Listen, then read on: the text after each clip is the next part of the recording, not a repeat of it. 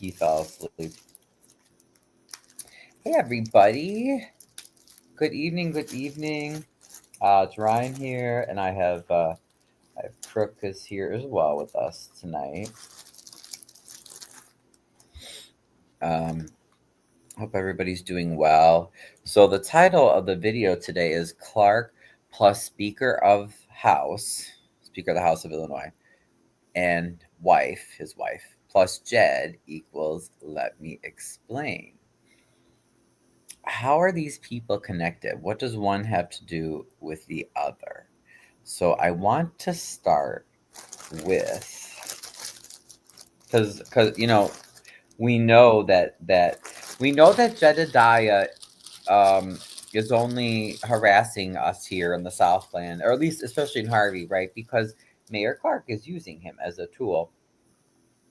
I don't know if he's blackmailing Mayor Clark or if they're trying to blackmail each other or people are making payments. I don't know, or favors.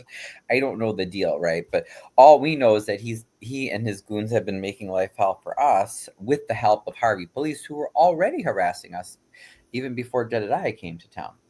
So I want to explore a little bit about, let's go higher than even Clark, okay? So let's start with, if you look at what I've shared, this is Mayor Clark's. Now, he may have had other donations that we don't know about, okay? But these are just the ones that are reported. So, if we go to his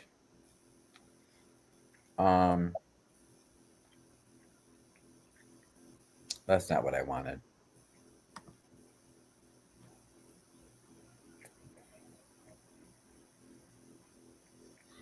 And this is a great website, by the way.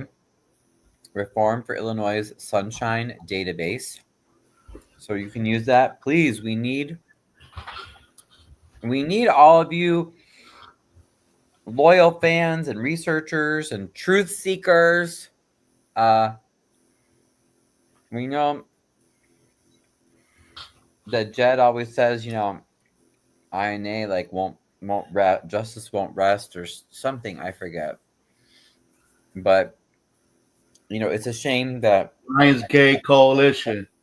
Right. And it's a shame that that INA is a travesty of justice and it's all hypocrisy, but actually that is what we want. So join us, you guys. We really do want justice, for real though. Not the kind of hey, we'll beat you up and threaten you for to get money and then try to shame you into saying you should shut up and not talk about it. Not that kind. That's not okay. That's activism. We're talking about actual activism, helping people. So his Citizens for Christopher J. Clark. Right now, it says he's got about 40,000 on hand. Oh, I'm sorry. No. 67,000 approximately. No pocket change. Look at his top donors. Okay, so we'll start with, and I'll zoom in a little bit. Top donor by far, the people for Emmanuel Chris Welch. And so you might say, okay, so who is Chris Welch? He is the Speaker of the House for Illinois.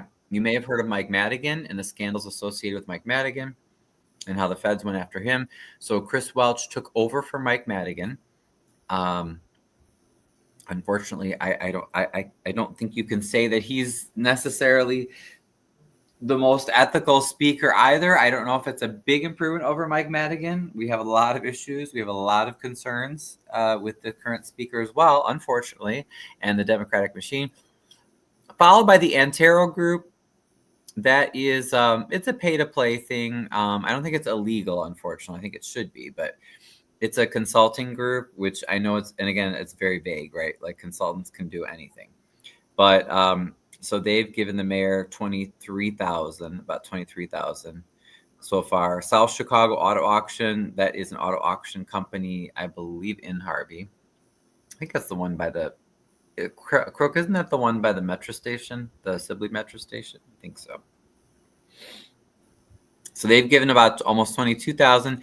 Alfred Ronan, I forget. I think I've looked him up before, but I don't remember who he is. So there's a trucking company, lots of liquors, fair towing. Probably one of the reasons why, there's so much towing going on, right? AZSPE LLC, I forget what that is. Chris Clark donating to himself. And then this is the other one I want you to pay attention to, Ancel Glink. Okay, so this is a law firm that is used by the city of Harvey. That's corporate counsel for the city of Harvey. So they've donated about 12,000 to Clark. It's a pretty big amount.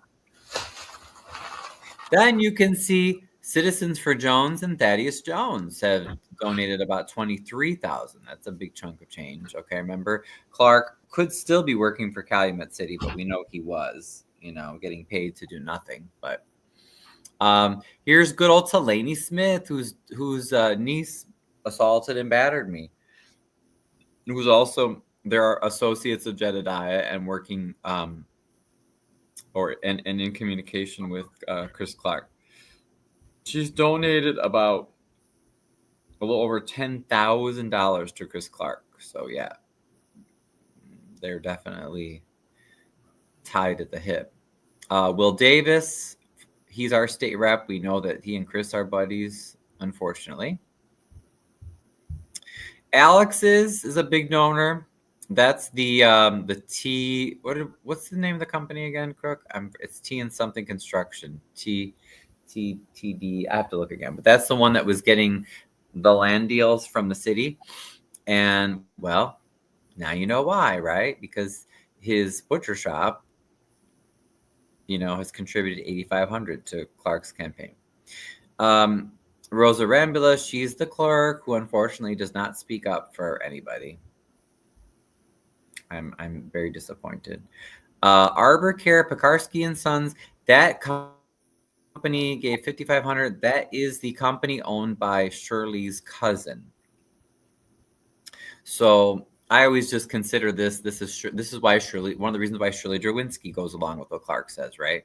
She's donated about, more than 5,000. To Lady Smith's donated more than 10,000. So, Clark is their investment. They want to make sure that he can continue to screw people over because they invested in him and they expect a return. So the top two here is Ancel Glink. Oops, sorry. Ancel Glink, the law firm. And Chris Welch, Speaker of the House. So if we go to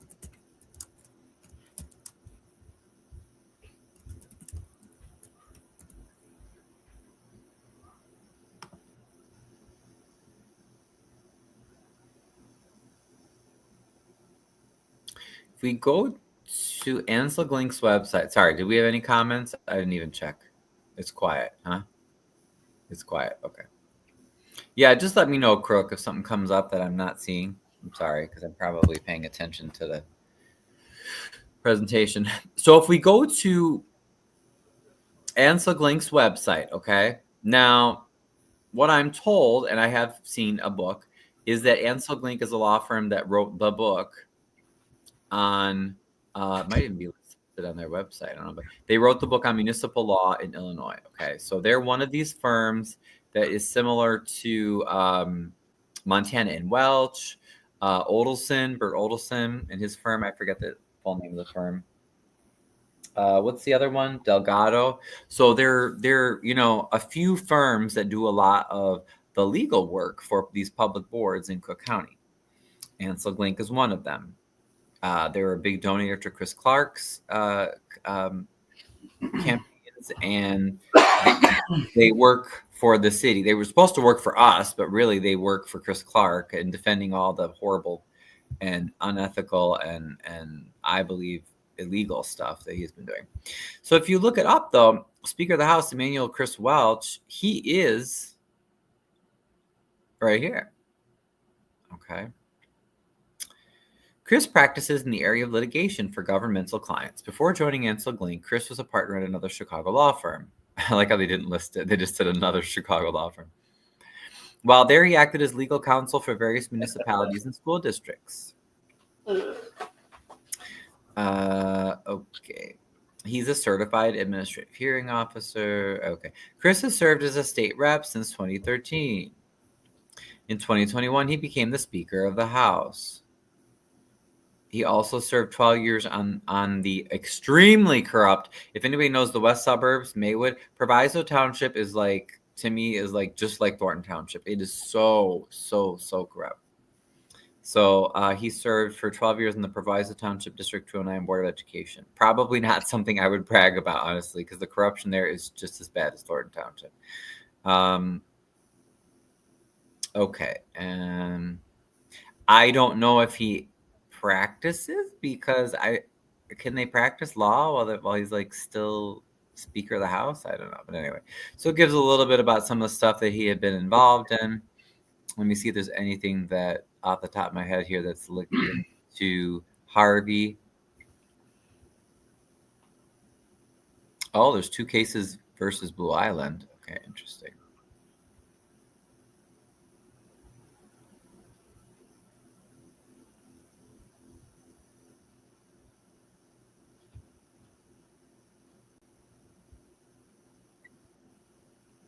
Okay, so I just wanted to show you the connection there, right? So you got Speaker of the House.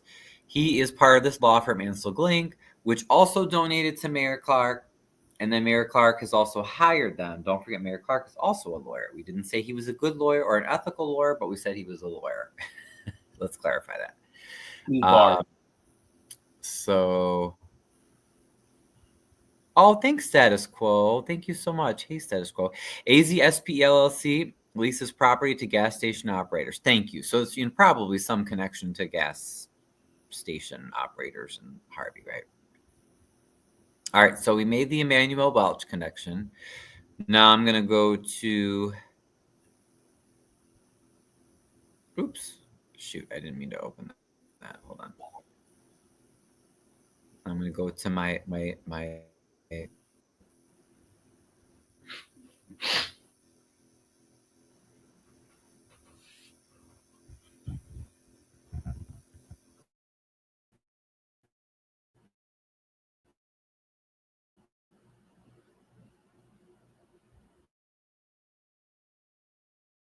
new laptop. Daddy needs a new laptop, and I'm not getting one right now because I don't want to be dumping $1,000 on something. But I love my computer, but I guess it is old enough that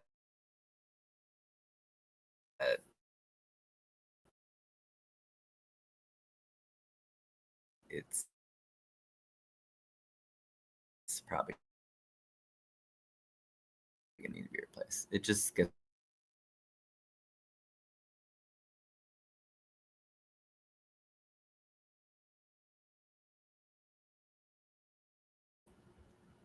okay. Can you guys hear me? Did it freeze up on you? It kind of froze up on me. All right, can you hear me now? Yep. You guys okay? You there? Yep.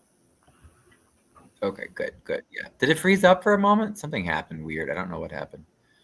Strange. Okay, so let's start documenting this. Damn thing.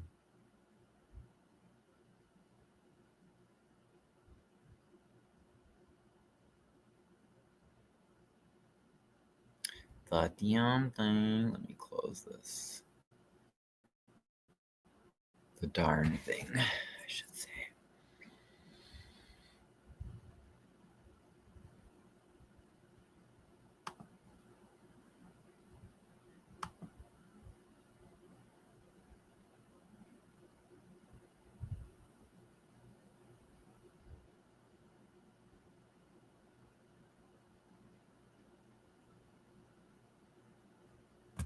Okay, so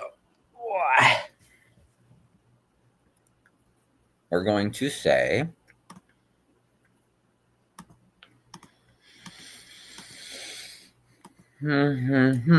so we're going to start with Chris Clark, okay? Oh, come on. We got a better font than that. Should we do bond shrift? Let's try bond shrift. Something different. Okay, that'll work. So Chris, is it big enough, you guys? Okay. So Chris Clark, mayor of Harvey. Okay, so that's where I live.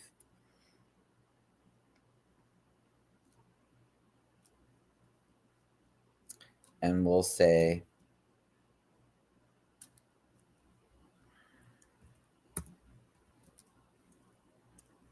biggest donor equals Chris Welch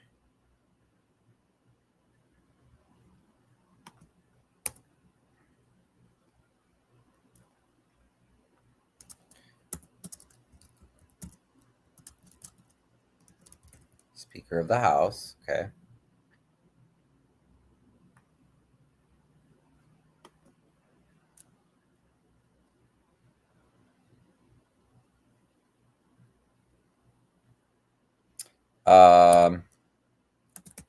Chris Welch's law firm, Ancel Glink, is lawyer for Harvey.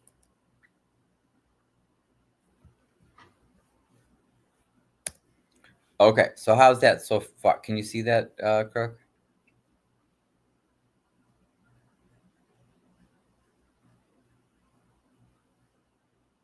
Can you guys see that okay? Okay, you're muted, Crook, but I see you altered the screen, so you can probably see it. Yeah. All right, so far that's okay. So we got the mayor, Harvey. We've got Chris Welch, Speaker of the House. We have his law firm that he's a part of. Ancel Glink is the lawyer for Harvey. Okay, so we're not done yet. Oh, hey, Jossie Boo. Hey there. Thanks for joining us. Sorry, I meant to get going earlier, you guys, but Crook and I got caught in the rabbit holes of research. So now, if we're gonna read an article, okay, about the Speaker of the House's wife. Okay, so let me get her up here.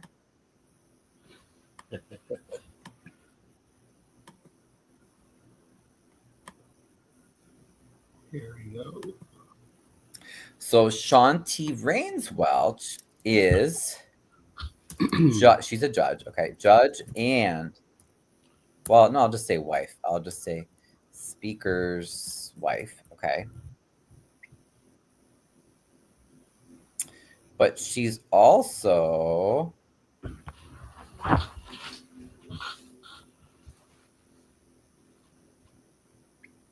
well, I don't want to reveal that yet. Let's read the article first. Okay. Let's read the article and I'll show you.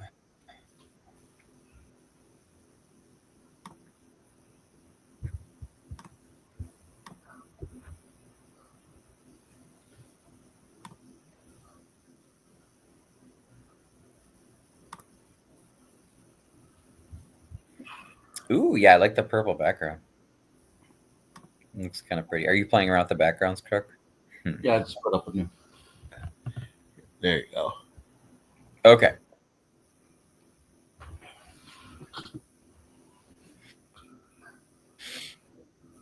Yeah, it's fun, right?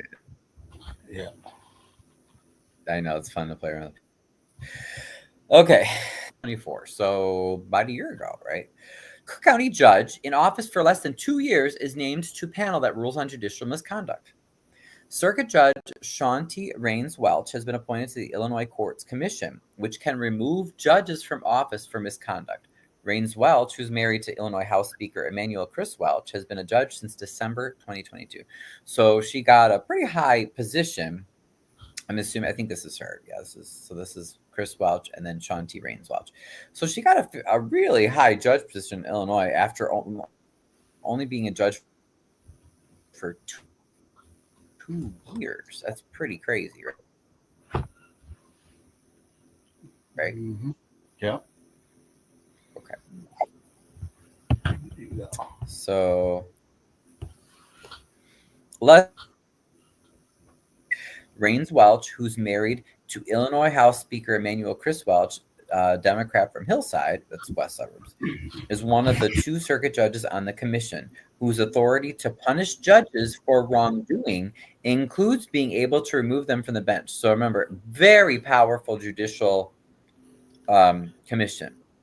So they can fire judges. Like, The Board you're of done. Ethics. Chief Illinois Supreme Court Justice.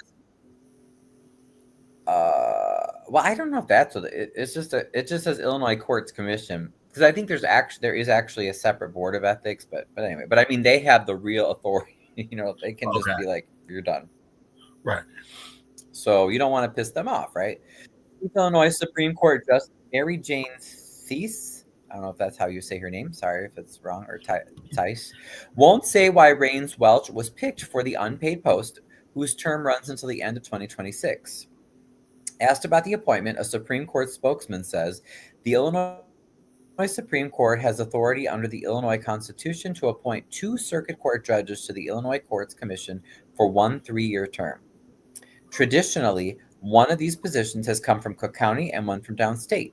Judge Lewis Nixon held the Cook County spot and was due to have his 3-year term end on December 31st, 2023. Due to an ongoing courts commission matter, his term was extended past that date. On July 26, 2024, Judge Sean T. Rains Welch was appointed to Judge Nixon's seat. Okay. Mm. So it's very interesting how the wife of the speaker would just happen, with only 2 years experience on the bench, would be able to go to ascend to such a high position. Okay. Now, to clarify here, it says the person she replaced, Nixon, a former federal prosecutor, okay, became a Cook County judge in 2001.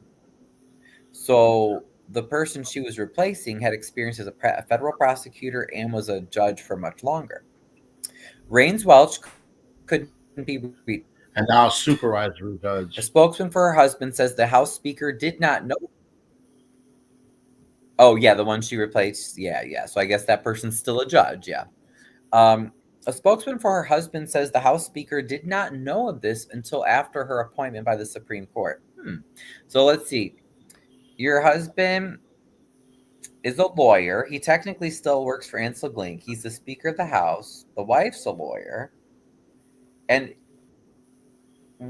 do we believe this, that he didn't know she was going to be appointed to this high panel that can fire any judge until he heard about it? I don't know. I don't think that sounds very plausible. You can make. Besides the 2 circuit judges on the court's commission, it also includes a member of the Illinois Supreme Court, Justice P. Scott Neville Jr., who's the panel's chairman, 2 appellate judges, and 2 members of the public appointed by the governor. There are also a number of alternates. The commission hears a wide range of cases involving accusations of judicial misconduct. Earlier this year, it booted Robert Adrian, a judge in Western Illinois who made national news for reversing the sexual assault conviction of an 18-year-old man he'd earlier found guilty of raping a 16-year-old girl. The commission kicked Adrian off the bench, saying he'd engaged in multiple instances of misconduct. He abused his position of. Rains Welch, who's one of about 400 Cook County judges, is assigned to the Maywood Regional Courthouse, hearing misdemeanor and criminal traffic cases. Again, that's in the West Suburbs if you're not from Chicago. With campaign help from her husband and a Berwyn lawyer who used to raise campaign money for former Speaker Michael J. Madigan. So there's Madigan again.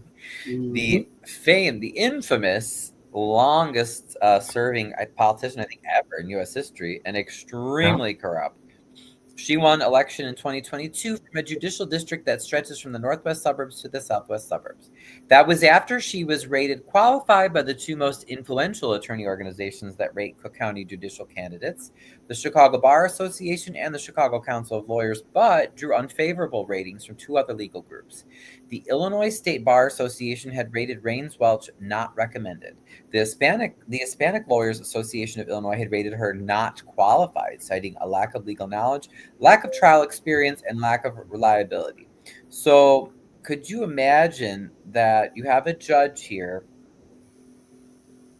that the state bar said she was not recommended, the Hispanic Lawyers Association said she's not It's qualified. trash. She's only been a judge for 2 years. And her husband, who's Speaker of the House, just, oh, really? Oh, I didn't even know. Oh, my wife got appointed at a commission that can fire judges anywhere in Illinois. Oh, I didn't even know that. Oh, wow. So let's go back to our chart here, okay?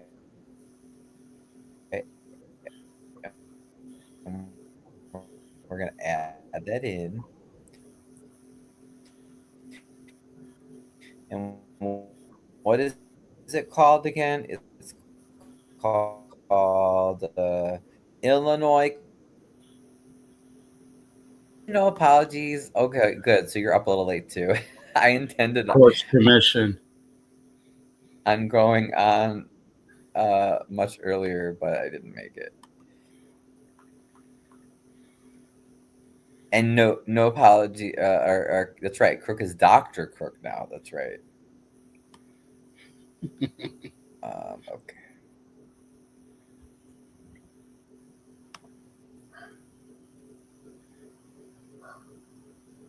Did you? I'm sorry. Did you say something? What did I miss? Did you say something, Crook? I was No. just Okay. laughing. All right. I'm sorry, guys. Oh, okay. I was like, bear with me, my old computer. Sometimes it just, I don't know. It's that and or StreamYard. So, all right. So now let's go back to our document and we're going to add in some more information and we're going to connect more dots. But I need your help. So everybody, if you want to look into this, I know you guys love doing online research and stuff. And no matter where you live, you can do this. You don't have to live here to help it. So Shawn T. Raines Welch is the speaker's wife, and she's also a judge for Illinois. What did I say it's called? Illinois. Hold on, I gotta look again. Something commission. Illinois. Oop.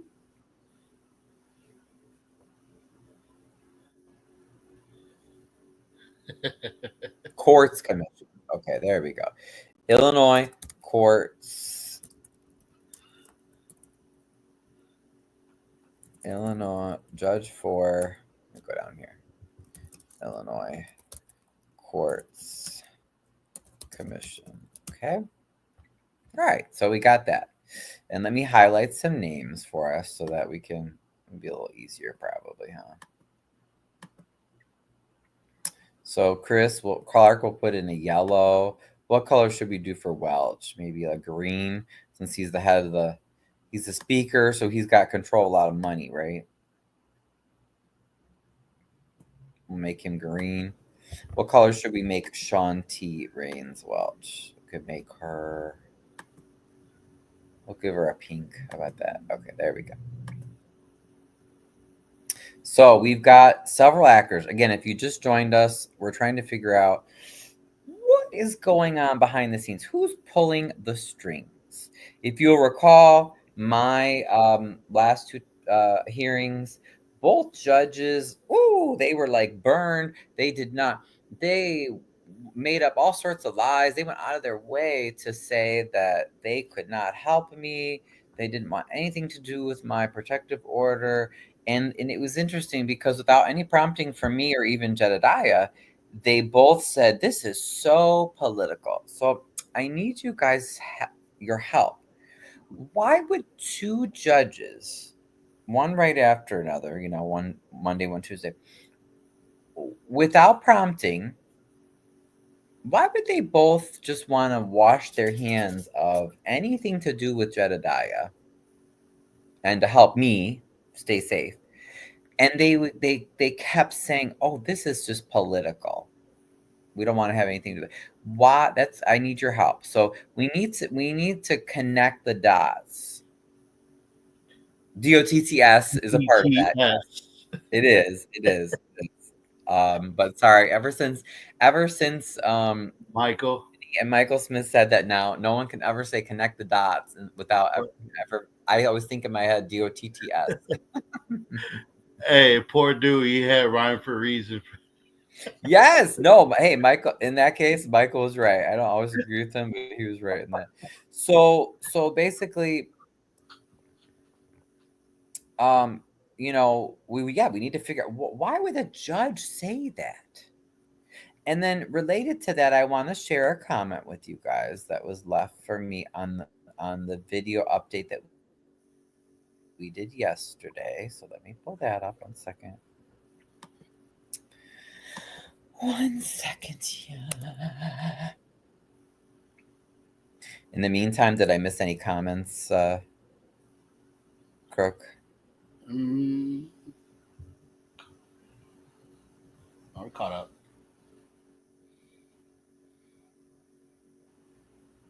Oh, okay.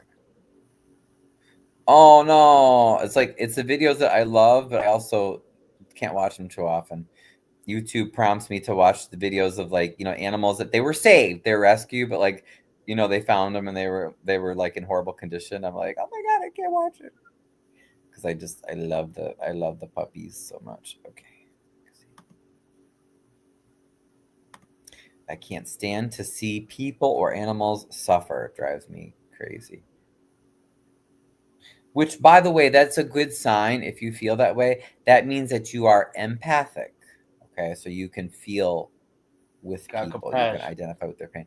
What you don't want to be is sociopathic, or you don't want to be a narcissist. Narcissists don't have any empathy. So they could cut off your leg and they'd be like, "Oh, that's interesting." Okay. They're not going to have that's what we think of as like a normal reaction, right? Where if someone else is hurt, most people, you're going to have some sort of empathy. So that is why narcissists like Jedidiah, Chris Clark, and others, Thaddeus Jones, Napoleon, even, that's why they're so dangerous, right? Because they do what they do, and they have no compassion, remorse. They don't really care about what other people feel or how it affects other people. So, all right, so I'm gonna bring up this comment, and I want to show you Josie. this. Josie Boo is doing her Oh, research. oh, go ahead. No, I'm just saying, Sergi. Yay! All right. Josie Yeah, and I hope people can, replay this tomorrow since I know it's kind of late on a work night. I apologize that I got started so late. You got compassion. No Okay, apology. so this. Oh, okay. I'm sorry. So, yeah, let me see. What did I miss? I got my doctorate out of a Cracker Jack box. I missed that. That's funny. That is the same thing that the treasurer of Harvey's going through. I talked to her at the back to school gym. She said she tried to get an attorney to help her, but a couple of the attorneys she reached out to stated that they had to contact Clark out of respect. Yeah, and see, that's not right. I believe it, but that's not right. They're protecting. So there are people that are higher up that are protecting Clark and others that are causing trouble. And Josie Boo says, "Is Clark campaigning now? That's a lot of money donated for 2025. Are the elections in 2027? Elections are in 2027. Can he run again? He can run again. And right, he's got a lot of money, right? So that's why I'm saying, when we want to see who's supporting people, that's one way of doing it is to look up to check their D2s, which you can do on that Back to website I showed Knox. you, and see who's contributing. Exactly. So let me share this.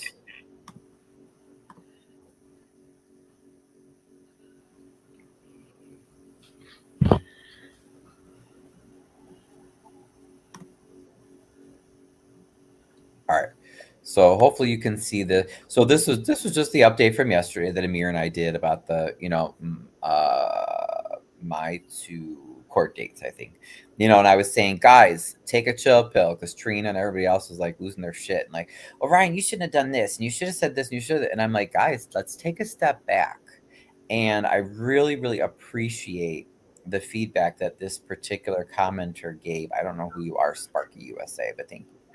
So, Sparky USA 1976 says, I would keep track of when prosecutors or judges say on the record, it's a political thing.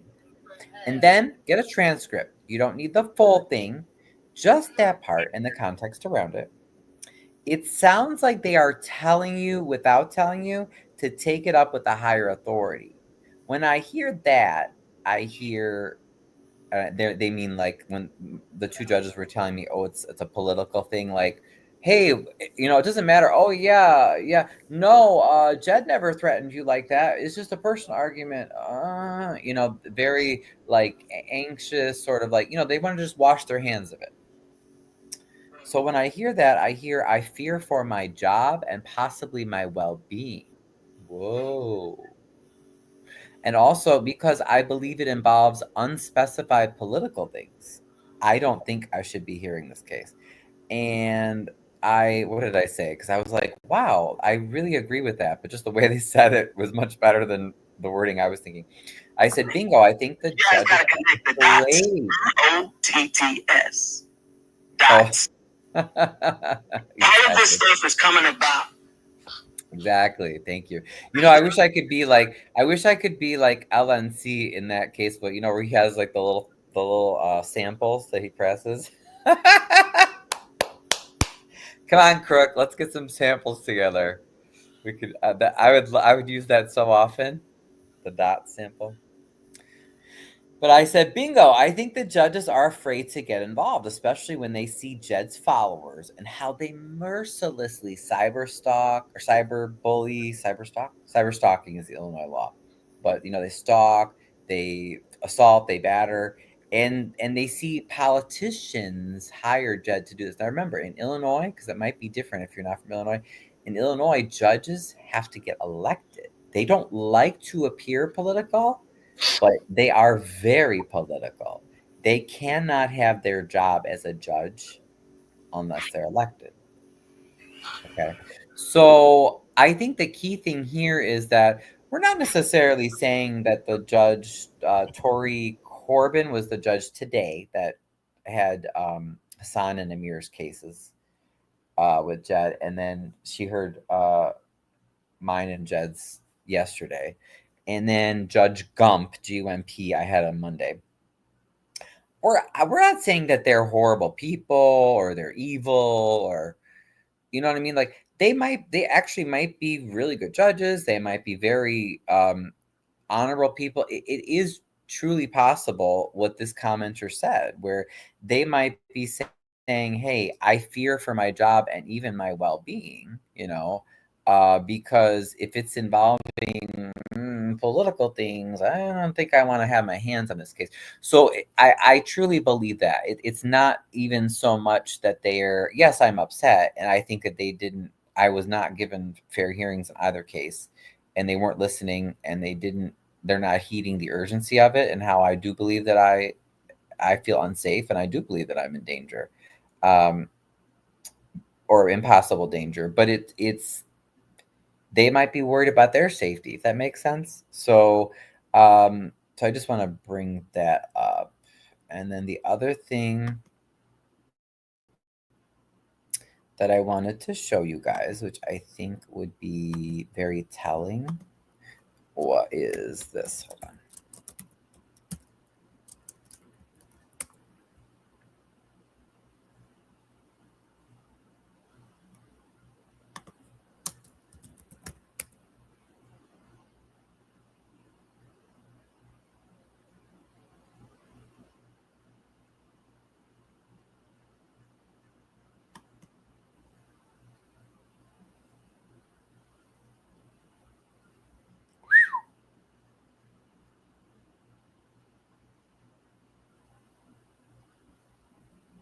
Okay, that's cool. Actually, that wasn't the website I was looking for, but I'm like, oh, that's kind of a cool chart.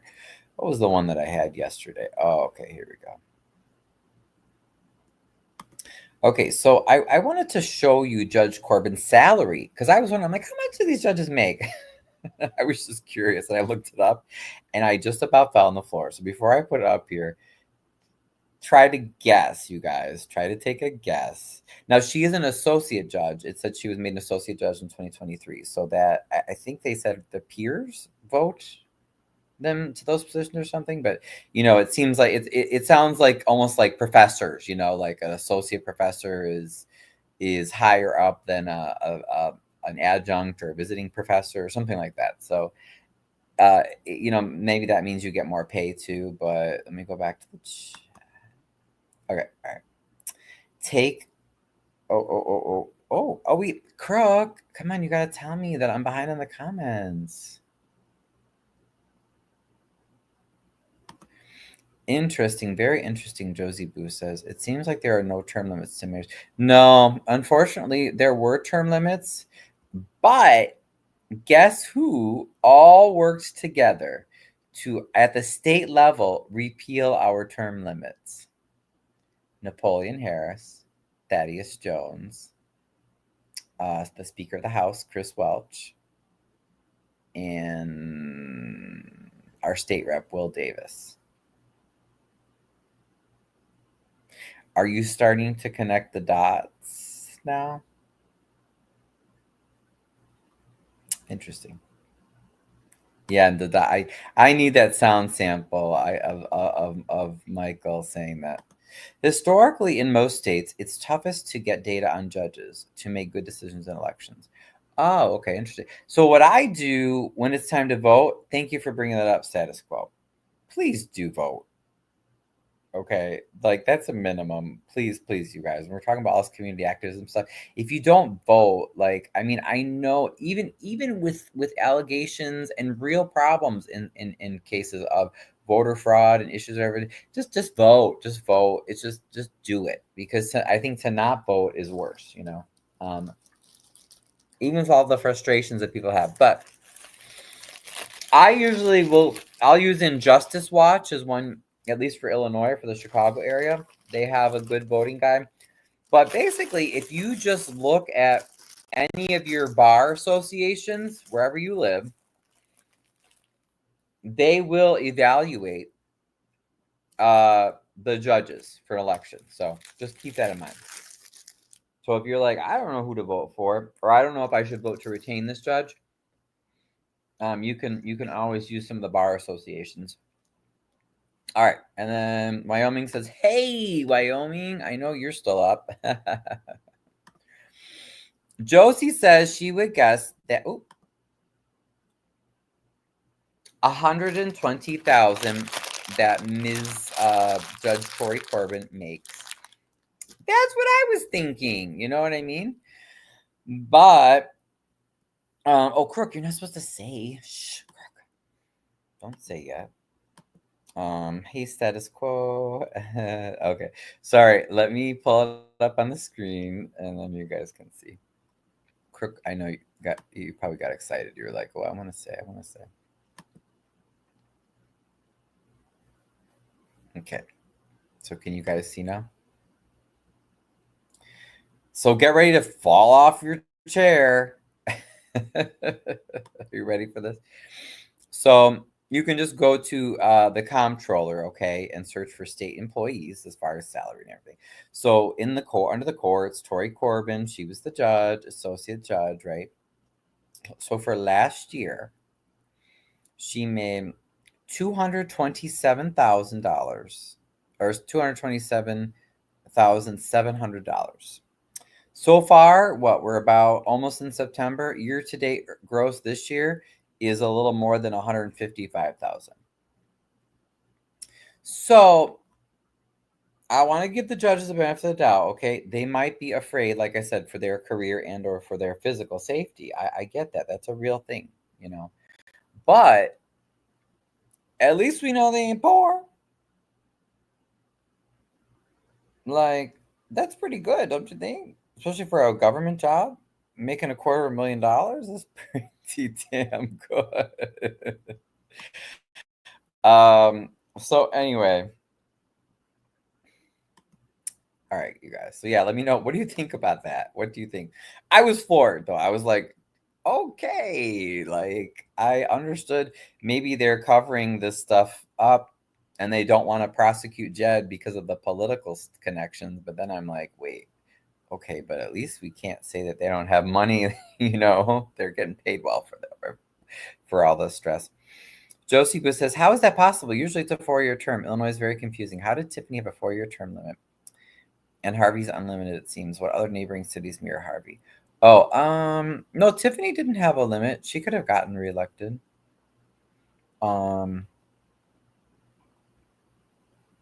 There are some neighboring towns that have term limits, yes. And I can't remember off the top of my head, but Josie Boo says, oh my sweet baby Jesus, Illinois is bleeding money. Right, exactly. And then my frustration is, again, like they get paid that money. And like I said, I understand the immense pressure and worry about, safety and then their job and everything else. But it's like, hey, at least I also feel very unsafe and threatened by these people who have already assaulted and battered and me and beat up Amir, et cetera, et cetera, et cetera. But I ain't making $250,000. You know what I mean? Like that could I could use that to buy some nice security, okay? That would make me feel a lot better. I could do lots of great things with that money. Anyway, so I just wanted to show you that. I thought that was interesting. I guess we could actually. I didn't do this the other day, but let's look up Mr. Gump. Let's see how much he makes just for that. Let's see. Oops. How do I search? Oh Lord.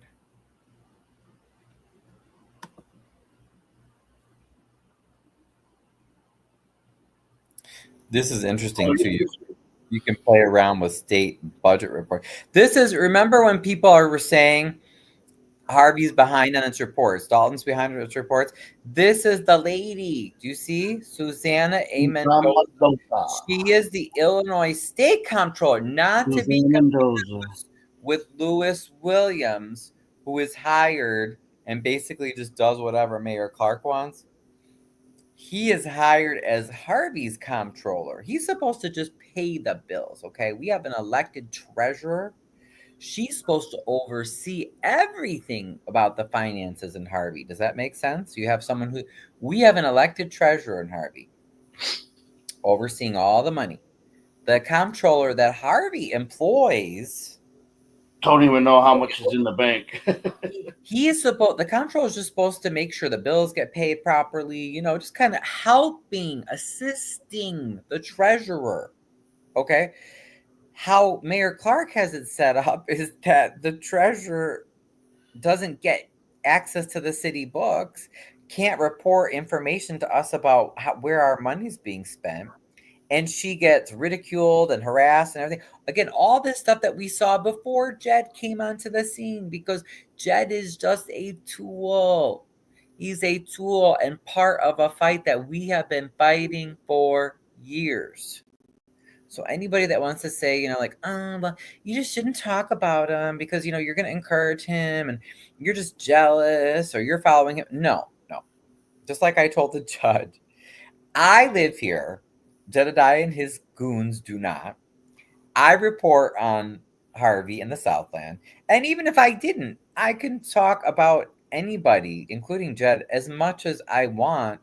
Even if I have an order against him, that doesn't mean that I'm not afraid of him or that I'm not concerned for my safety. If anything, I do want to keep track of him because he's very dangerous and I want to see where he's going, especially as he's always constantly around Harvey and creeping. And even today, I wanted to tell you guys after I left the court, because I don't know if anyone let you know.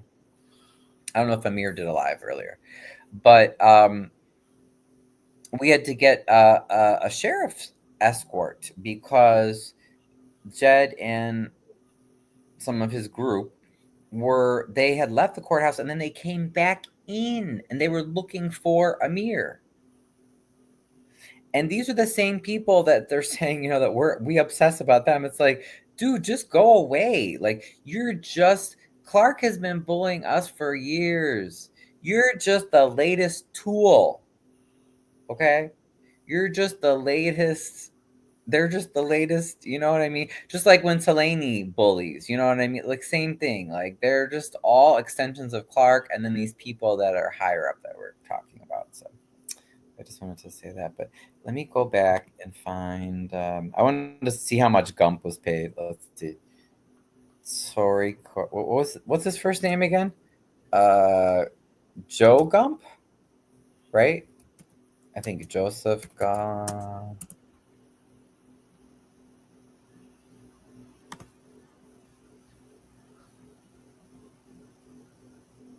Oh, interesting.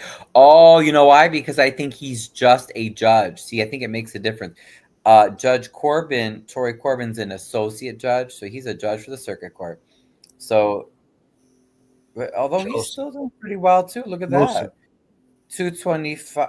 Oh wait, that was more than her then, right? 225 for he made $250,000 in 2023. 2024, he made almost 240,000. Damn. Up to date. So, huh? Up to date. Up to date, you said? Yep. His earnings like, up to date. This is up to date, yeah. Is that what you're saying? Yep. Yeah. So year to date, he's made about 164,000. It's like that's more money than most people, you know, in Harvey would see, you know, during 1 year for their salary.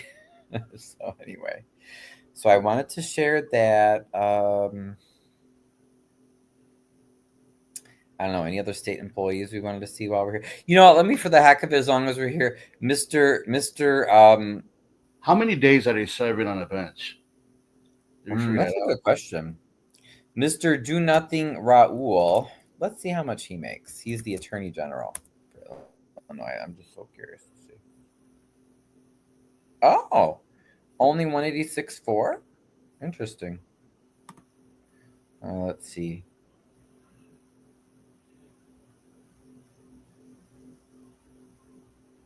But that's not right, according to this. Nah. His year-to-date gross is almost 200,000. Okay, yeah, so he does make more than them. I mean, this is good, right? Isn't this good pay? Like, damn. Oh, no, wait. I'm sorry. That was 2024. Okay, wait. Let's do 2025. Okay, so his year-to-date is 136. It's pretty good. It's still pretty good. Who else did you mention? Another state? This is just for state employees. Oh, what about? Wait, does this count for Eileen Burke O'Neill? Eileen, let's see if she's in here. We did Napoleon. Let's see. Well, I think this only covers state employees, so she might. Yeah. Okay, so she's not gonna pop up. That's fine. Oh yeah, Napoleon. But oh, that's right. He's a senator. Let's see his salary. Napoleon Harris. Let's see. What? He's a state senator.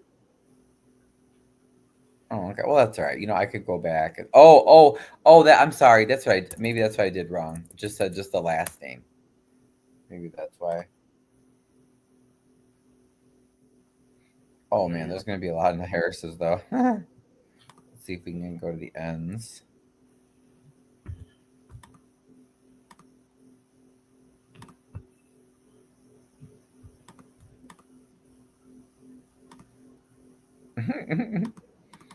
Want the ends. NAP. There he is. Okay. So for this year so far, as our state senator, Napoleon Harris has made about 75,000. And then that does not include his extremely generous supervisor pay and benefits and stipend. That does not include his NFL pension, which I don't know how much that is. That does not include his income from his restaurants. So Yeah, who else did I say? Let me see if Burke comes up. Thaddeus Jones. Yeah, that should be similar, right? Burke O'Neill. Maybe she wouldn't be listed here, but let's see. A connection between Fox and Clark. Thaddeus Jones. Mm-hmm. Okay. Yeah, I wish I could search first name too. Actually, you know OB what? all day. Let me go back this way. It'll be easier. Oops. Oop, oop, oop. Stop. No.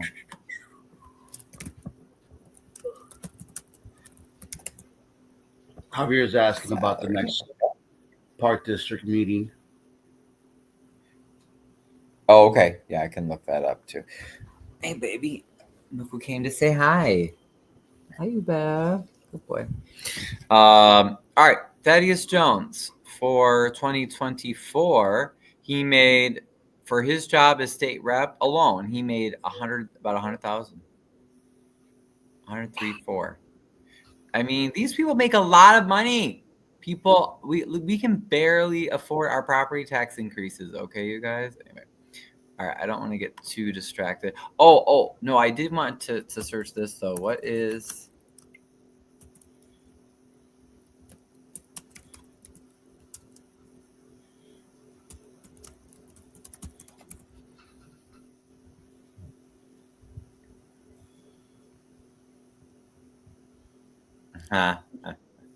It's not gonna show us. Aww.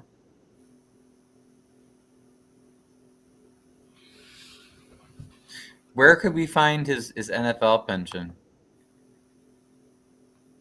You know? You have to his filing of taxes. Okay. Yeah, I don't have to do that right now, but I was just curious. Now let's see. When he was for the Vikings, this said something. This is contract.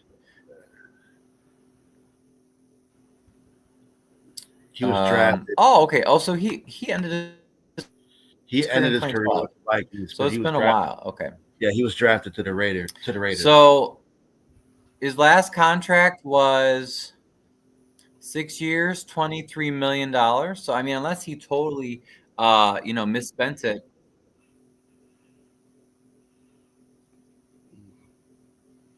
No, but I mean, this was his last salary then, right? He stopped playing in 2012. Yeah, he was getting more though. Because I don't see anything here, so yeah. But so yeah, unless he totally misspent his money. Here, let's see. His career earnings he was with two teams, were about 16,000. Okay, I'm sorry, 16 million. So this dude doesn't really need these generous public salaries. It's really insulting that he's taking it. All right, we talked about Shanti. We talked about, and then of course I want to add Jedidiah in here. Okay. So then is that me? Did I do that? I did that. Sorry. Did I do that? All right, let me go back to.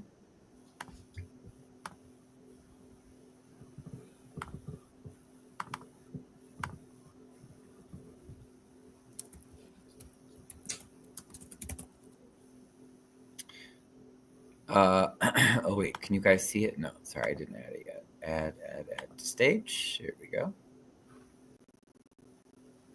Okay, cool. Because we'll finish that. Before I finish our chart here, let me see if we have any questions or comments. When is the next Harvey Park District meeting? Because that should be the main focus of the whole entire the show and its script. Yeah, I mean it's a part of it. Yeah, I mean basically Clark and his associates. I guess Google thought I was talking. Clark and the McCaskills have been fighting for control of boards for sure. So that's definitely an issue. But don't worry, yeah, we'll have plenty of time to talk about the McCaskills because she's running for Cook County Commissioner in the primary against Kiana Belcher. So it's good, right? I mean, hopefully both of them will get a lot of publicity. People will ask good questions. So don't worry, Jabbar. We will definitely cover more of that. Josie Boo says, hi, puppies. It's you bad. I was like, wait, did I? Oh, that's right. I did show the puppy. Verna says, Javar, they also control the library board as well. Correct. Yes. So no, you're right. Trust me, we're not going to forget them. Let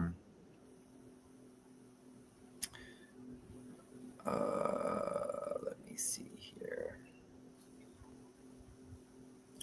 Harris should be loaded still, but many professional athletes end up broke or bankrupt 3 to 5 years after they retire. Right. That's why I said, well, if he didn't misspend his money, because, a lot of times they just don't spend their money well. You're totally right about that. So let's add, or their contract ends. Right.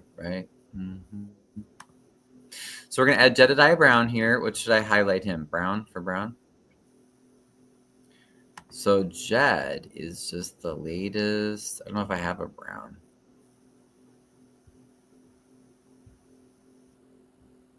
There, that's the closest I could find a Brown. Jed is just the latest. Okay,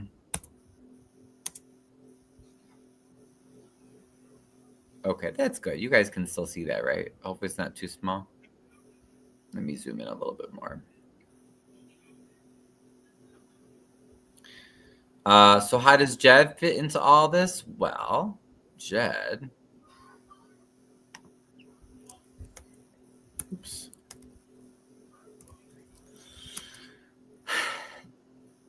Jed seemed to be very offended when anyone would say, how do you know I'm working with Clark? There's no proof, besides the fact that we've seen him driving around Harvey, in one of Clark's vehicles and everything else. But let's just, what could we say, Crook, that would be more diplomatic? Should we say Jedidiah Brown is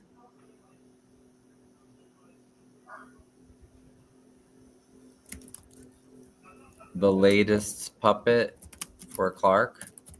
Okay, so he's Clark is using him as an enforcer. He's an associate, whatever you want to say. They've been Trina. I saw in the one video. She said, well, okay, they're at least talking, right? Yeah, I mean, to me, these are all semantics. We know we have enough proof that they're definitely at least associates. Okay,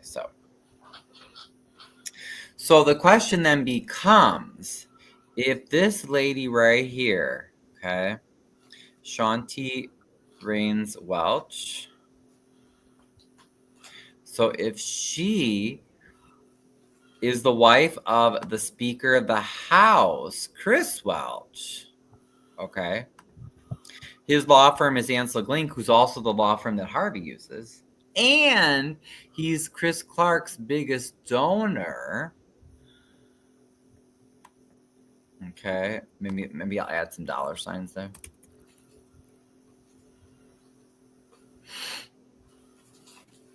So if Chris Welch is Clark's biggest donor, Clark's the mayor of Harvey, okay, and by biggest donor, we're talking like $60,000 he's dumped into this guy, Clark, okay.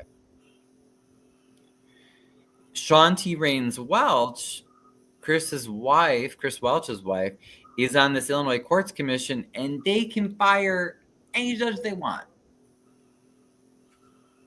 And then Jedidiah Brown, this puppet, whatever you want to call him, we can say associates. And you saw the videos of him doing the illegal evictions, right? We can call him enforcer. It's almost like Clark's using him like a mob enforcer, Now, by the way, at the end of the day, if Jed is ever held to account by our justice system, which we're trying to push for that, so he leaves people alone, he's going to try to say, Clark had me do it. What do you think Clark's going to say? You think Clark's just going to say, oh, yeah, that's true? Clark's going to say, I don't know who that guy is. Well, we've been looking for him. I didn't tell him to do any of that. He's crazy. Look, he beat that guy up. He went to those people's houses. I mean, Harvey police, they were just there observing. I mean, they didn't approve. He's not going to stand up for this guy, just like Clark has turned on so many people. He turned on me after I supported him in his first term, and then started spreading rumors that I was molesting children. So, I mean, this is not going to end well for Mr. Brown, who is just the latest puppet slash associate slash enforcer for Clark. But this is the structure The feds picking under which you could see anyone in the justice system could be nervous to get involved. So you investigators, put your hats on, and maybe you can help bring more clarity to the connections between Christopher Clark, Chris Welch, who's the Speaker of the House, and also part of Ancel Glink, the law firm that Harvey uses, and whose wife is on the commission of judges who can fire any judge in Illinois. Maybe you can help see, and you know what? Maybe there's more. I'm sure there's more to it, right? Napoleon probably fits in here somewhere. Thaddeus Jones probably fits in here somewhere. Will Davis fits in here somewhere. Okay, so I'm just trying to share a little bit of what Crook and I and others, had just noticed just initially. But there's a lot out there, and we certainly don't have enough time to try to cover everything. So please, if you guys want, we just really want to give people something they feel like they can do, so you guys aren't just watching hearings, you know what I mean, or watching meetings, and being like, oh man, like we see the injustice, but what can we do? We need your help. This is what you can do. You can help us research, right? Because all these people are connected. And when I have two judges who won't even let me finish my motion to explain how my stalking no contact order was violated, they won't even let me have a proper hearing to do that. What'd you say? You couldn't even call a motion. Right, yeah, because that was on Monday, and the judge just totally disregarded. He said, "Oh, I don't do enforcement." Like, excuse me? That was what a lawyer that I spoke with advised me to do, and he said, "Oh yeah, that's what you do. Someone violates your no contact order. Happens all the time. You file a motion for rule to show cause, and you explain to the judge, and you say, look, this person violated the order. Your Honor, we're asking you to honor the law." Imagine that, honor the law. Find the person in contempt of court because they disobeyed the order that the court gave, right? And he just dismissed it on Monday. And he was like, oh, no, I don't do enforcement. No, we're just going to do the hearing for the plenary. You don't do enforcement. So then what good are these orders, right?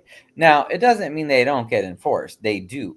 But what I'm trying to tell you is if you're a judge and you know this little puppet associate enforcer, okay, for Clark has connections to someone who could fire you and get you off the bench, I mean, how would you feel? Could you imagine how maybe that could create some pressure, how that could create some motivation, probably a lot of motivation for a judge to basically handle Mr. Brown with kid gloves, right? And again, it's not for Jed's sake. It's not because he's a wonderful person or because we're obsessed with him or we're stalking. By God, no, we're not. That's his lie and his story that he always tries to put out. But it's because he's a tool and a puppet that's being used by Clark, and Clark has these other connections. So, I mean, I could see if you're a judge, you might want to be like, I don't want this guy Brown, and I don't want anybody associated with him in my court. The problem that I have is that when you sign up to be a judge, or in general to work in the justice system, right? It's just like with police. Like when I argue with Harvey police, you took an oath to enforce and or uphold the law, to honor the law, and that includes whether you feel it's political or not. As we were told, this is just political. The law is still the law. I had an order, it was violated, it should be enforced. I have instances of harassment and stalking, and I can prove them, and therefore, I should have a protective order if I give proper evidence. There's nothing wrong with it. That's the law.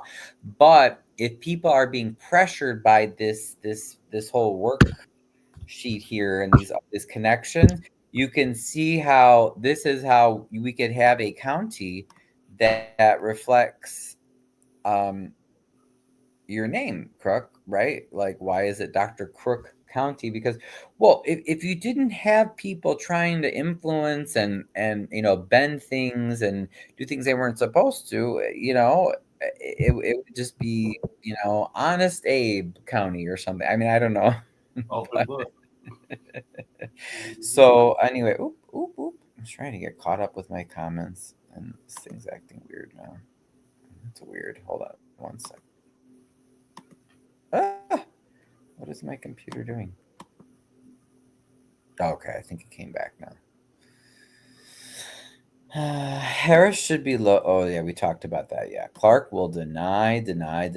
Jed is a fall guy, just an Anthony Ant farm. Exactly, Josie. Yes, exactly. Right. That's what I'm saying. Because also, what I want to counter is that, Jed tries to victim shame and to tell us that we have to shut our mouths because he's attacked us and he's assaulted, or his associates, assaulted, battered, cyberbullied, whatever, about all these things, and because we are calling him out for it and we're calling for justice, that we're harassing him, that we're assaulting him. Hello. If someone comes and stabs your spouse, are you just going to say, oh, okay, oh, bad person, you shouldn't do that? Well, I'm going to file, a thing in court or whatever and follow up on that, right? You're going to mention that little, what's name every freaking day until you feel that you got justice. And probably after that, you still will too, right? And if you didn't, I would think something's wrong with you, because where's your sense of justice? If someone was wronged, you better believe you're going to be naming that person and you're going to be watching where they're going, because you don't know what the heck they're going to do next, because they're crazy nuts. So I really want to just push back against that narrative. And again, all that where people were like, oh, Brian, well, you should have done this. You should have. No, don't should on. That expression, don't should on people. Don't should on the victim. We're the victims. We're on the front lines. We're standing up, not only for ourselves as victims, but we're standing up for other people. And we're not going to let Jed or Clark or anybody else try to victim shame and cause all this chaos and harm and harassment. And then when we try to hold them accountable and they say, oh, they're stalking us and they're just complaining about us and they're so negative. Yeah. When you attack people and you make their lives miserable and you violate the law, that is negative, and people aren't going to want to stand for that. So don't victim shame us. And if you're a supporter, also don't victim shame. Like, that doesn't help anyone. And rest assured that if you are ever that person and you're bullied, I would do my best to speak up for you as well, right? Like, I wouldn't victim shame you either. So it's just it's all about solidarity. There's one thing that I wanted to pull up before we go. And while I'm pulling this up, I'm going to remind you guys tomorrow. I'll put it in the. Actually, can you put it in the chat, maybe, Crook? If you're free to type. If not, don't worry. Go ahead. So tomorrow noon at Harvey City Hall, we're going to have a fake kangaroo court thing, which is entirely inappropriate. But for the mob action that Jed and his group committed on July 14th, Harvey has issued against the 4 attackers. I think they got like some sort of citations for battery or something like that. So they're going to try to handle that in what's basically like a traffic court at Harvey City Hall tomorrow. So we will be there. If you can come in person, great. It's 15320 Broadway. Come in person. We would love that. Show your support. I want people to know, even though, maybe not everybody agrees that saying, or announcing all the stuff that's happening, but just at least for our safety, like I want people to know that's where we're going tomorrow, because who knows what they're going to try to pull. So this will be to hold Jedidiah accountable, Raheem Sharks, Alicia Sharp, I think I'm blanking her last name, and Keisha Stokes. Okay, so those people should be there. And then, Amir and I as the victims, and who else was listed? His daughter. I think Beth should be on that list too. But so we're gonna see what happens. I mean, it's inappropriate that they're even doing that in that venue, because you don't attack people, or you don't take people that were arrested because they physically attacked people and take them to traffic for it. That's just not appropriate. That should be going to the county.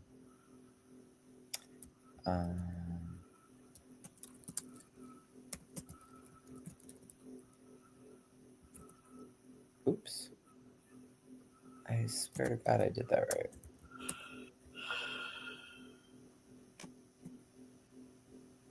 Oh, are you going to fall asleep on me, Crook? I know, I promise I'll wrap up soon. No. Oh, all right. Where'd you guys go? Yeah, I think we covered just about everything. So I told you guys about courts tomorrow. Oh, thanks, Crook. Tomorrow, court date, Ryan Amir for the charges related to the July 14th incident. Harvey City Hall. Will there be Zoom, or is this all? Yeah, it's only in person, unfortunately. I'm sorry. Yeah, I'm sorry, Josie. Thanks for asking them. And then the other thing that I was going to share, what was I going to type out? It's at 10 a.m., right? Noon. Tomorrow at noon. No. Okay.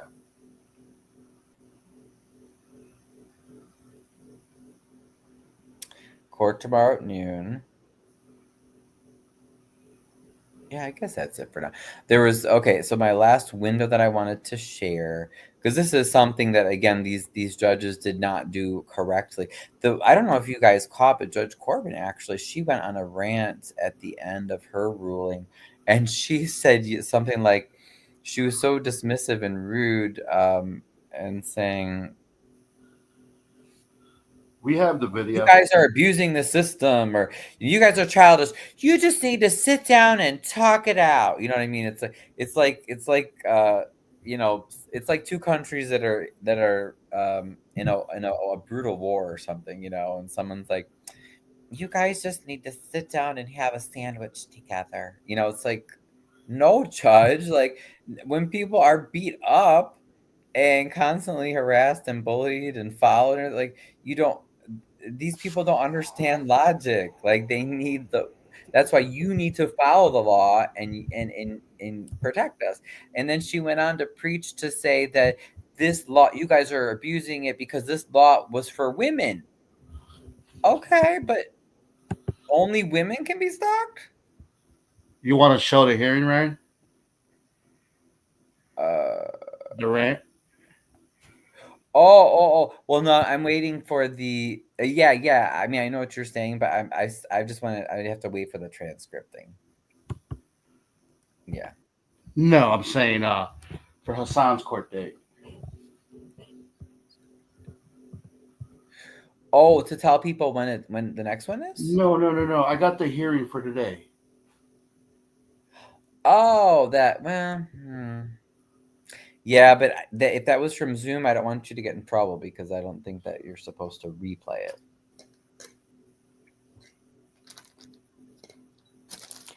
But I mean, you can at least tell people what they said if you want. I was just gonna pull up. I pulled up cyber stalking, cyberbullying.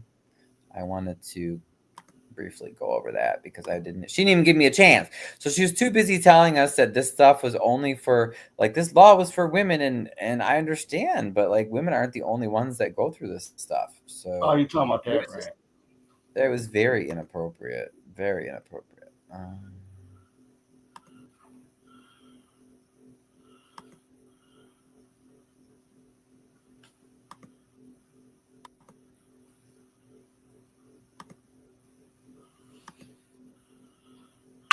Okay, cool. All right, can you guys see this?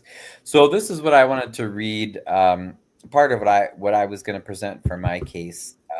But both judges were so rude and inappropriate and didn't follow the law and let me actually have my proper hearing. So cyber stalking in Illinois, this is 720 ILCS 5/12 to 7.5. A person commits cyber stalking when he or she engages in a course of conduct. That's the key legal expression here, okay? I was hoping LLC would tune in because she loves the legal stuff, but she must have been busy with some other stuff. Oops, let me see. Someone messaged me. Okay. Oh, that's nice. I posted something about being harassed and being called gay slurs and everything, and someone said, "Whose ass are we kicking?" I appreciate the solidarity. Not that I'm not going after anyone. I'm not kicking anybody's butt, other than in the court. I'm trying to do things legally.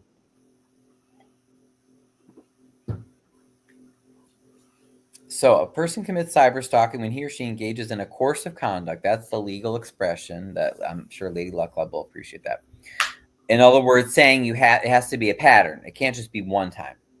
Using electronic communication directed at a specific person, and he or she knows or should know that would cause a reasonable person to, 1, fear for his or her safety or the safety of a third person, or 2, suffer other emotional distress. Okay. A person commits cyber stalking when he or she knowingly and without lawful justification on at least 2 separate occasions harasses another person through the use of electronic communication and at any time transmits a threat of immediate or future bodily harm, sexual assault, confinement, or restraint, and the threat is directed towards that person or a family member of that person, or places that person or a family member of that person in reasonable apprehension of immediate or future bodily harm, sexual assault, confinement, or restraint. Or 3, at any time knowingly solicits the commission of an act by any person which would be a violation of this code directed towards that person or a family member of that person. A person commits cyber stalking when he or she knowingly, surreptitiously, and without law. Oh Lord, I forgot. I have to look that up. What's surreptitious again? Wait, isn't that sneaky? That's like being sneaky, right? Oh. Okay, Google. What does surreptitiously mean? In a way that attempts to avoid notice or attention, secretly. Okay, I thought so. Yeah. I would say if you're being surreptitious, like you're trying to hide. Without lawful justification, installs or otherwise places electronic monitoring software or spyware on an electronic device as a means to harass another person. Okay, and then the other things that we talked about. Okay, and then it talks about like if they're trying to install or place things to monitor you, basically, right? Okay, so spyware, things like that. If the person creates a website or a web page that's accessible to one or more third parties for a period of at least 24 hours and which contains statements harassing another person. And so to me, this should cover like Facebook, YouTube, things like that. So think of all the times you've seen Jed do that. Any sort of statements, written or spoken or whatever, which communicates a threat of immediate or future bodily harm, sexual assault, confinement, or restraint, where the threat is directed towards that person or a family member of that person, or which places that person or a family member in reasonable apprehension of immediate or future bodily harm, sexual assault, confinement, or restraint, or solicits the commission of an act by a third party, basically. The sentence for cyberstalking, guess what? Right away, it is a class 4 felony. A second or subsequent conviction is a class 3 felony. You don't even get a misdemeanor. And you notice these judges, not only did they not consider this, I wasn't even allowed to present it. So, I mean, it's crazy. Now, what do they mean by this creates anxiety, these threats that get sent towards you? Anxiety means excessive worry, apprehensive expectations, occurring more days than not for at least 6 months, about a number of events or activities such as work or school performance, and is associated with 3 or more of the following 6 symptoms, with at least some symptoms present for more days than not for the past 6 months. Relentlessness or feeling keyed up or on edge, easily fatigued, difficulty concentrating or mind going blank, irritability, muscle tension, and sleep disturbance, such as difficulty falling or staying asleep, or restless and unsatisfying sleep. The anxiety, worry, or physical symptoms cause clinically significant distress or impairment in social, occupational, or other important areas of functioning. So it's just kind of giving more details about, like, this is when we're talking about anxiety, this is the sort of things that it's doing to cyber stalking, does to people. Course of conduct, again, that is 2 or more acts, including but not limited to acts in which a defendant directly, indirectly, or through third parties by any action, method, device, or means follows, monitors, observes, surveils, threatens, or communicates to or about a person. Now, engages in other non-consensual contact or interferes with or damages a person's property or pet. The incarceration in a penal institution. Oh, okay, that doesn't apply to me right now. And then it talks a little bit about the different modes of electronic communication, device, monitoring software. Emotional distress means significant mental suffering, anxiety, or alarm. Harass means to engage in a knowing and willful course of conduct directed at a specific person that alarms, torments, or terrorizes that person. Let me read that again. Because I think for all the Trinas and everybody else out there that's like, I presented even with the judges cutting me off and being so rude and not ruling according to the law, I still presented way more than enough to show that Jed and his people harassed me, meaning they engaged in knowing and willful courses of conduct directed at me that alarms me, torments me, or terrorizes me. I had way more than enough evidence to prove that. And remember, when it's cyber stalking, that's an automatic felony. Automatic felony, not a misdemeanor, felony. Non-consensual contact, okay. Initiated or continued without the victim's consent, including but not limited to being in the physical presence of the victim, appearing within the sight of the victim. Okay. How many times did you see Jed at the public meetings? Now, again, not meaning he couldn't be at a public meeting, but just, like when he sat really close when I was giving public comment, like things like that. You're not supposed to do that. You got to leave the person's space. You could still be at a public meeting, but you're supposed to leave that space. Approaching or confronting the victim in a public place. So again, even if you're in a public place, you're not supposed to be approaching. You're not supposed to be confronting. Remember how Jed said words to Amir at the Thornton Township meeting. He should have been arrested like that. Or on private property. Appearing at the workplace or residence of the victim, entering onto or remaining on property owned, leased, or occupied by the victim, or placing an object on or delivering an object to. Okay.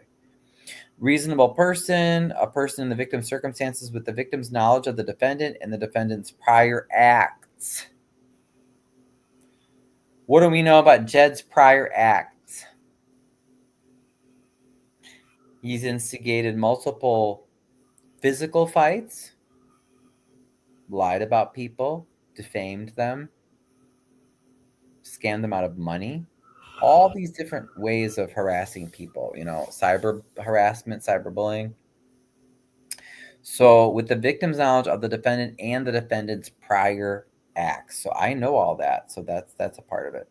And then third party, any person other than the person violating these provisions and the person or persons towards whom the violator's actions are directed. So that's like when we were saying, like, how Keisha, the law says third party, Your Honor. It doesn't say how you feel about Keisha attacking me. It says third party. The connection's there, between enough of a connection between Keisha and Jed, and she assaulted and battered me. Not because you feel that, I guess, she wasn't a third party or whatever, but anyway. Okay, it talks about telecommunications.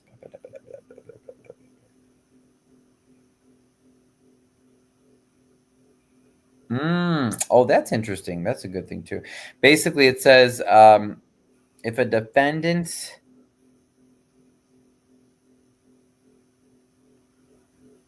motivated or directed the actions of a third party to violate this.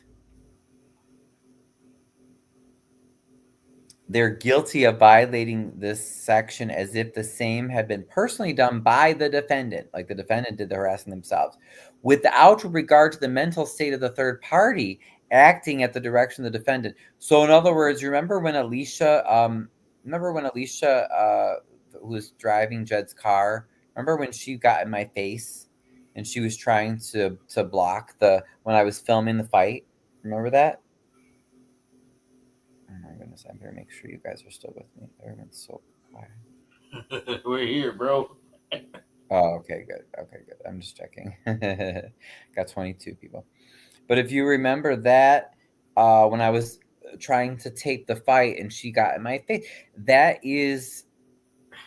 Did you notice she seemed kind of off? Where she was like, oh, we ain't gonna do this. We ain't gonna do it. And her eyes got real wide, and it was like, wow, was she okay? Like, was she on something? Was she whatever?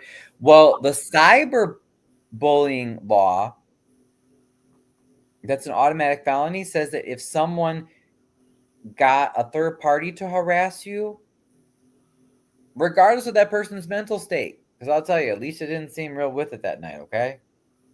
Her eyes were real wide. I was like, what is up with this girl? They're still guilty. The defendant is still guilty, even if that person, like Alicia, might have been a little off or maybe was on a substance or something. It doesn't matter. Jedidiah was still guilty. And again, that was all and it still is, in my motion for rule to show cause. The whole explanation with the video clip and everything about not only Keisha, but Alicia coming after me. And there's no doubt that Alicia was an associate, even if the judge wanted to try to throw doubt on the fact that Keisha was. Alicia was freaking driving the getaway vehicle. What are you going to say? You going to make up shit now and say that she wasn't an associate? Well, I don't know. Did Jed tell her? What else do you guys need? That's why I'm saying we got to ask questions about what's going on higher up. Why are we not seeing justice done? There's something going on, especially when I have people calling me and messaging me from other areas in the country, and they're like, this is so weird. Like, how is Jed and how are Clark, how are they able to get away with this stuff? Like, if this happened in my state, they would have been in prison a long time ago. I'm like, well, that's what we're dealing with. Okay, and then just some other things that just, okay, that's not really applicable. But what I wanted to remind people as well is that I think at least one of the judges said something like, oh, well, he never said directly he was going to beat you up. I don't agree with that. I presented some evidence. I may have even had some more, but I think at least 2 times when he talked about like bringing in the National Guard, he talked about his fists and how he runs over us like a locomotive, and something else. And again, they chose to totally disregard that. That is a travesty of a miscarriage of justice. Like, it's just not doing your freaking job, But I wanted to remind people that if you call someone a faggot, like, that's like the N-word for a gay person. So how do you think I would have been treated? Let's do a what if scenario. And I especially want to hear from you if you're black. Okay. How do you think I would have been treated if I went up there and said, this person keeps not only accusing me of, harassing, let's say if I were a black man, harassing and whistling at and flirting with married white women, or something, the equivalent of like scandalous, right? Not only that, but they keep calling me the N-word, Your Honor. Do you really think that the judges would just pass it off and say like, oh, well, First Amendment rights, especially in today's day and age, and knowing, remember, that's why I wanted to show you this law, seeing this law that it says understanding the background of the defendant's prior actions, And in this day, and how Jed, encourages violence against people, including Amir and others, and he's done this for years. And how can you not see that as a threat, And I live in an area where we still have many people who, for one reason or another, they grew up being taught that, gay people were automatically child molesters. They were very immoral people. And that it's I don't know if you guys have heard the term dog whistle before, but basically when you call someone, a gay person, a faggot or a molester, it's a dog whistle for saying, hey, just go shoot the person in the head. They need to be taken care of. They need to be gotten rid of. So these are things that if you have any sort of cultural sense and understanding of basic recent human history, you understand these are the things that people say about gay people when they want them killed, when they want them attacked, when they want them, violently harassed. Okay. That would be like saying of Emmett Till, oh, well, what do you mean that they didn't do anything wrong? The guys just said that he whistled at some white women, I mean, was that what if these judges went back to the 50s, is that how they would have ruled? Certainly sounded like it to me. They wouldn't have been concerned about Emmett Till's safety. Well, they just said he was whistling at white women. You would have to be an insane person with no concept of culture and context of, at that time, living in a very racist, small town in the South. That's called a dog whistle. That's all you'd have to say. And that meant that's the black man we want you to lynch. Oh, that black boy, he was flirting with the white ladies in town. He was flirting with the white married ladies. Well, I mean, that really means you really want him dead, So to not know that, and we're the city, and especially for the black judge not to know that, the white guy's not any less guilty, by the way. So I'm not picking on her more than him necessarily. Other than for the women comment, that was very rude and inappropriate. The saying that the stalking law was only for women, basically. But we're the city where Emmett Till was from. To not understand that this is how people work, that you can call for people to be harassed and harmed and even killed, and you don't have to say, hey, my name is Joe Smith, I want you to go shoot Ryan in the head. These dog whistles, they're pretty clear, and there are many documented cases where, like I said, when gay people are called predators, they're called child molesters, and it's not true. There's no proof of it. They're called faggots. That is code for go kill them. So if you don't believe that, just do some research, do some Googling, and I may, maybe I'll do another session on that. But I just want people to be clear with that. And also, like I said, to just make sure people understand that, you might not be gay. You may not even know any LGBT folks. But if someone is calling a gay person faggot, that is the equivalent of the N-word. So if you are black and someone who's not black called you the N-word repeatedly, and along with saying other malicious things, and had a history of inciting attacks and attacking people, and if you wouldn't feel threatened by that, I would be highly surprised. But hey, correct me if I'm wrong. You may not agree with that, but to me, I find that word as a word that is calling for violence. It's not just a bad word. Not just saying that word alone, I don't think is enough, But combine that with, you have a crazy man who followed me to my house, doxed me in front of thousands and thousands of people, then also continues to call me predator, faggot, blah, blah, blah, blah. Also, and by the way, we're not glorifying Jed here, okay? I don't care about him. as I told the judge, I don't care to know him. I don't know him. We really only got to know Shelby because she was the one that was here. That they told us she was coming to check out Harvey to see if they were interested in helping. Which, again, we had an open invitation to anybody who wanted to come, and I would still say that to this day. Anyone who wants to come fight alongside me and other people that want to see justice in the Southland, come anytime. You know, that's not my fault. Oh, that was another thing that I wanted to talk about, Kirk, too, because that's a big pet peeve of mine, and that was a huge fault in her logic, and very, very, very poorly executed. Where she said she almost used it as a justification because she said, "Well, is it true that you guys asked Jed to come?"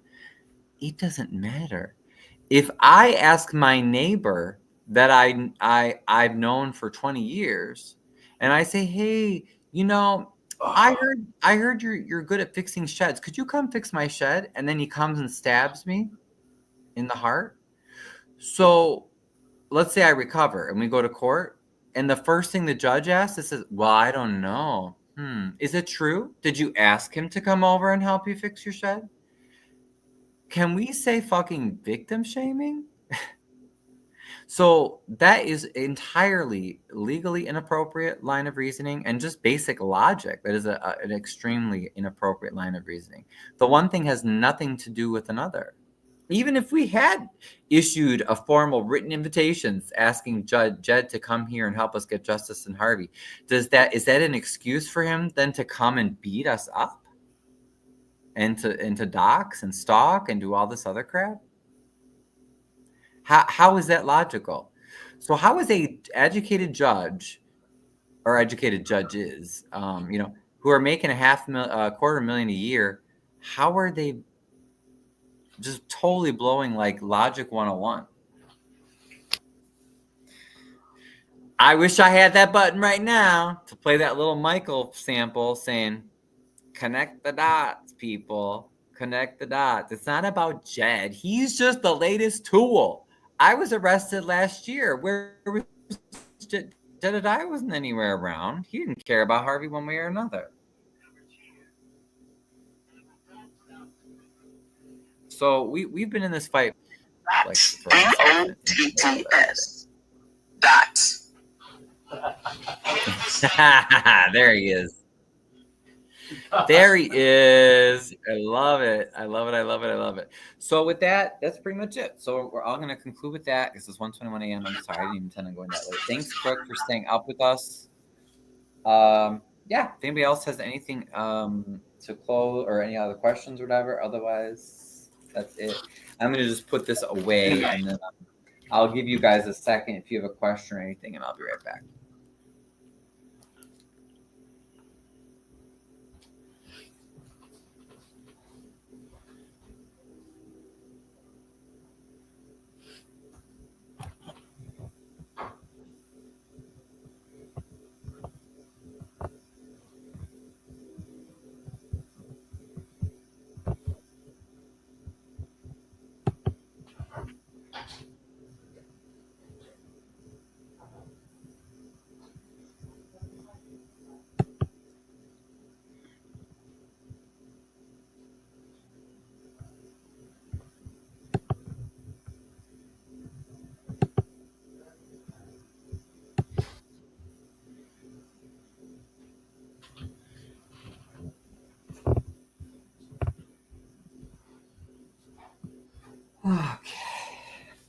Okay, that's it. All right. Good night, everybody, and I'll see you all tomorrow. Unless did you have anything? No, we're good, man. I'm going to go to bed. Good night. All right, Bonne folks. nuit.